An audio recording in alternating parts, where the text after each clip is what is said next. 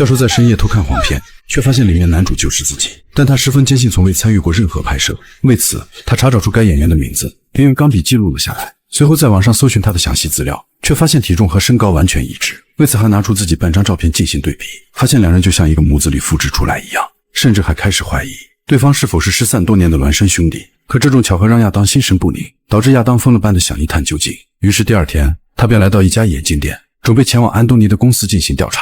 完全没有太多跟踪经验的他，试图在门口进行动手，可连续过去了几个小时，也依旧没有看见安东尼的身影。于是他尝试在门口等待，趁着有人进出大门的空隙，迅速向着大门跑去。进入大厅后，却发现有保安看守。为此他本想装作若无其事地走过，但还是被门卫一眼发现。Anthony? Hey, long time no see. I couldn't tell it was you with that beard. Is that for a movie? Yeah. You haven't been out here for ages. 这突如其来的搭讪让亚当瞬间不知所措，只能谎称是来公司拿遗忘的文件。可令他没想到的是，正好门卫这就有一封安东尼的信。于是他拿着信件飞速跑出大楼，然后快速地躲进车里，并毫不犹豫地将信件打开，却在里面找到了安东尼的住所。随后便开车来到附近，找到小区旁边的公用电话，立马拨通了安东尼家的号码。然而接电话的正是安东尼的妻子，他不仅没有对亚当产生怀疑，还不停地呼叫着安东尼的名字。显然对方误认为自己就是安东尼，这让亚当细思极恐。这个安东尼不仅和他外貌相似，就连声音也是如此相像，以致他的妻子都无法辨别真假。这下亚当彻底慌了，完全不明白到底是怎么一回事。在经过一番激烈的思想斗争，亚当再一次拿起电话，这次电话正是安东尼本人接听。慌忙的亚当语无伦次，导致安东尼以为他就是个骗子。如果亚当再打来骚扰，将会以报警的方式进行处理。正当亚当声称和他长得一模一样，甚至连两个人的声音，连安东尼的妻子都无法分辨时，对方却突然将电话挂断。为此他再一次拨通了安东尼的电话，并迅速将事情的由来说了一遍，还表示想和安东尼见上一面。然而在安东尼这边，妻子发现丈夫正躲在卫生间打电话，这也引起了妻子的怀疑。等安东尼挂断电话后走出卫生间，妻子便开始询问是谁。 Who was that? There's that same guy. What did he want? I don't know, he sounded crazy, like he sounded like a stalker or something. A stalker? Yeah, he said that he was a fan of mine, that he wanted to meet up or something. 这瞬间引发了妻子的大笑，一旁的安东尼也感到十分疑惑，随后便跑进房间书写着什么。等他再一次出来，妻子的语气瞬间变了味道，不断询问打电话的人到底是谁。显然安东尼的诡异行为已经引起了妻子的第六感，甚至怀疑他满嘴都是一筐谎话。可安东尼再一次坚称是个男的，希望妻子不要再神经兮兮，于是便独自一人离开家，剩下怀孕的妻子傻傻地站着。妻子为了搞清安东尼的秘密，晚上趁着他熟睡后，找到白天安东尼抄写的纸条，并根据信息寻找到亚当工作的学校。很快就巧遇到了那个男人，那个和自己丈夫一模一样的男人。她简直不敢相信自己的眼睛。 Everything all right? How many months are you? 6. That's nice. 听到对方对自己彬彬有礼，还以非常温和的态度表示祝福，她脸上竟写满了疑惑。明明外貌和声音完全一致，却在性格上有着天壤之别。他们真的是两个人吗？还是丈夫在故意捉弄自己？直到亚当起身离开后，她才慌忙地拨通安东尼的电话。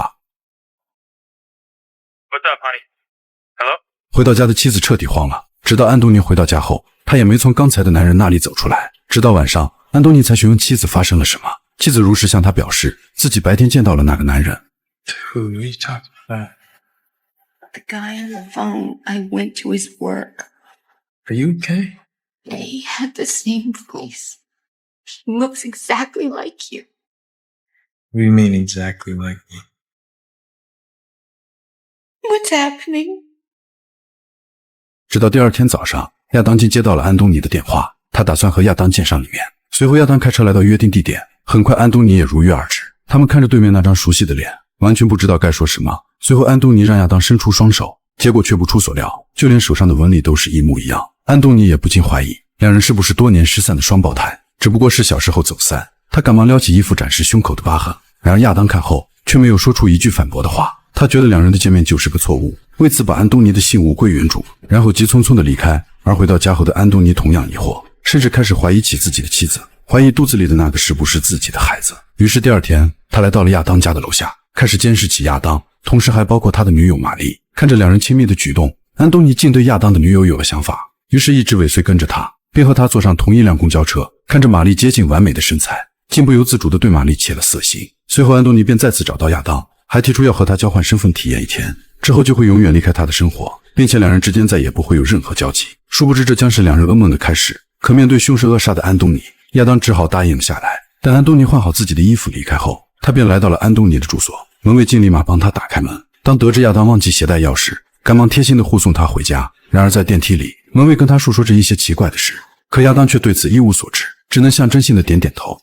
I know I shouldn't talk about this, but I'd love to go back.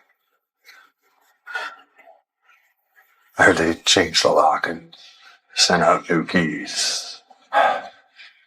I don't think I'm on the list. I need to go back. 这让亚当只能敷衍地表示自己会尽可能地为他提供帮助。回到房间，亚当不知所措，他缓缓走进安东尼的房间，第一时间换掉身上的衣服，并将其好好的保存，然后整理杂乱的床面，就坐在沙发上看起了杂志。直到傍晚时分，妻子才终于回到了家。他疑惑地看着眼前的安东尼，以为他去了母亲的家，而亚当只能以临时有事为借口，随意搪塞了过去。然而在另一边，安东尼把女友玛丽约到了酒店，开始了两人的独处。但很快，玛丽发现安东尼手指上的痕迹，误以为亚当隐瞒了已经结婚的事实，愤怒地离他而去。可此时的亚当却在妻子的房前有些茫然，直到妻子催促他时，才带着一丝局促不安的心来到了安东尼的床边。此时妻子的眼中写满了疑惑，她已然知道现在的丈夫并不是安东尼，而是那个长得一模一样的男人。很快安东尼追上玛丽，他们依旧为此争执不休。玛丽怒斥他隐瞒了已婚的事实，而安东尼心中也怒火难忍。最后两人争吵愈发激烈，汽车竟在公路上左右摇摆。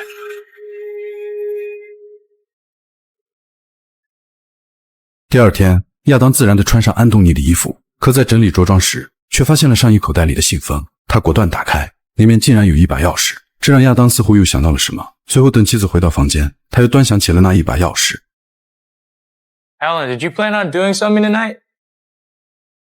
Because I think I have to go out.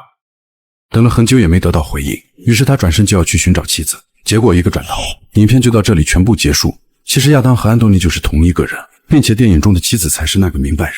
从他第一次接到亚当的电话，并且见到学校里的亚当时，他的眼睛里就泛着泪花，因为她发现丈夫安东尼已经人格分裂，竟然会把她当成陌生人。同时她打电话给丈夫的时候，正好是亚当消失在角落的时间。实际上安东尼以前就是个3级演员，那时候的他频繁光顾一些特殊的俱乐部，甚至有时还会带上小区的门卫一起，这也是门卫询问他的原因。然而却在6个月前，他遭到了经纪公司的解雇，又恰逢妻子怀孕，导致他不得不选择在大学任教。面对妻子的怀孕和俱乐部的歇业，还有他多年以来习惯的生活方式，促使他对妻子怀有深深的愧疚，但又不能抵抗现实中的诱惑，因此幻想出一个与自己截然不同的亚当，并且结识了一位新女友玛丽。为了改变自己的现状，他想以亚当的身份与妻子共同生活。可令他没想到的是，一把钥匙唤醒了他所有的记忆，并将终点拉回了原点，而妻子最后变成一只巨大的蜘蛛，则直接点明婚姻是吞噬他的牢笼。